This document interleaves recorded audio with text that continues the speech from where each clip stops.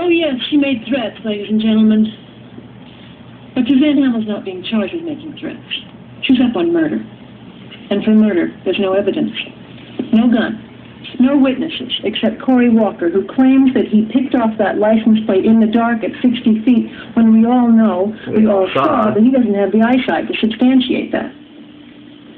And the fact that the district attorney didn't even include Corey as part of his principal case tells you something about his credibility.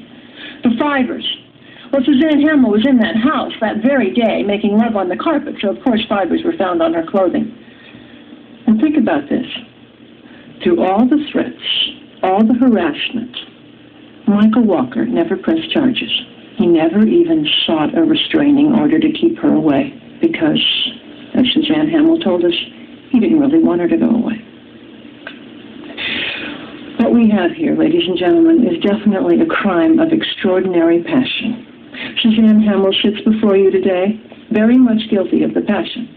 Michael Walker had the passion. As for the crime, that belongs to Jeanette. She looked at her husband on the videotape. 2 years this had been going on. We heard of her anger and her hatred. Doctor-patient privilege prevents us from knowing the true scope of that hatred. But when he went back, when Michael Walker went back to the love of this woman, when it became clear that he couldn't escape his own passions, Jeanette couldn't cope. And she probably knew. Maybe from the trace of Suzanne's perfume in the air, maybe from a fleeting look on Michael's face, she probably knew what went on in her house that very afternoon. But for 2.5 hours, Michael Walker had made passionate, uncontrollable love to Suzanne Hamill.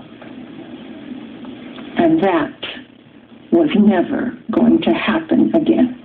Oh no, ladies and gentlemen. Jeanette was going to make sure that that would never happen